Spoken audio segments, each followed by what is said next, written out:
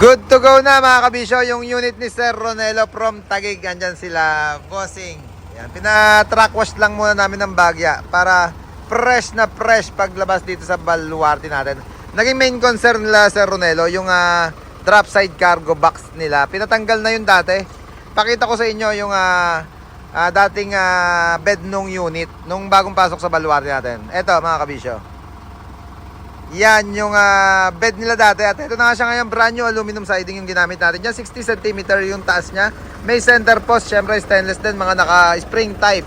Yung lock siding, clip niya stainless din, 304. Backboard niya, yung frame, stainless din. Bisagra, 304 din mga kabisyo.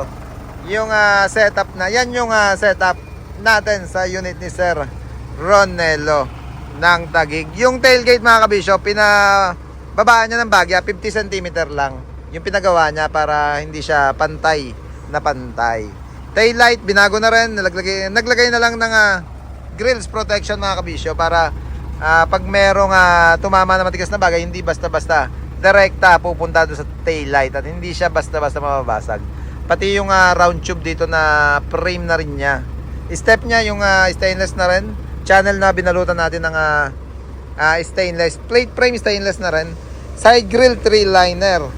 Yung frame mga kabisyo, sabi ko nasa backboard sa frame ng bed, pinapabend natin yan na plancha na stainless. Yan, pati cornering meron na rin stainless. Yung frame ng clearance light sa request na Sir Ronelo, stainless na rin yung buo. Yan, pati mga shielded dubo. Sir, pabuksan niya yung park light. Park light, mami, park light. Pakita lang natin yung shielded dubo natin na ilaw. At check ko na rin yung ilaw sa likuran. Merong underglow to na super white at amber color yung gilid. Ayan. Pinagsabay na para maliwanag yung gilid nila pag umaatras sila sa gabi. Hook, nagpalagay na rin sila, talian. Ito yung sa bandang gitna na side grill 3-liner. Stainless 304 syempre ang gamit natin. Yung backboard nila, checkered. Yung pinagawa nila sa Ronelo. Pati yung flooring. Ayan, checkered na rin. 14. Yung haba na naka-center post, 14. 14 feet, 60 cm. Yung siding niya na brand new. Rim cover, syempre, nilagyan na rin natin brand new. Na stainless din siya mga kabisyo. Nilagyan natin ng logo natin sa gitna na Team Kabisyo or yung TK. Tapaludo, isang bali lang. Mudguard sa likod. Ikutin natin para magkaroon kayo na idea mga kabisyo sa yari namin na drop side. Kung sakaling nagpaplano kayo na magpalit din ng drop side. Ito yung ating finished product.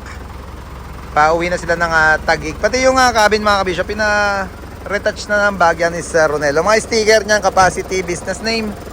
Yari na rin sa baluarte natin. Pati yung plate number, not for hire, keep distance. Siyempre yung logo natin, hindi mawala yan. Certified Kabisyo, certified Mabisyo, certified Nahima sa baluarte natin. Unit ni Sir Ronelo ng Taguig. Sir, thank you po. Yan for trusting Team Kabisyo.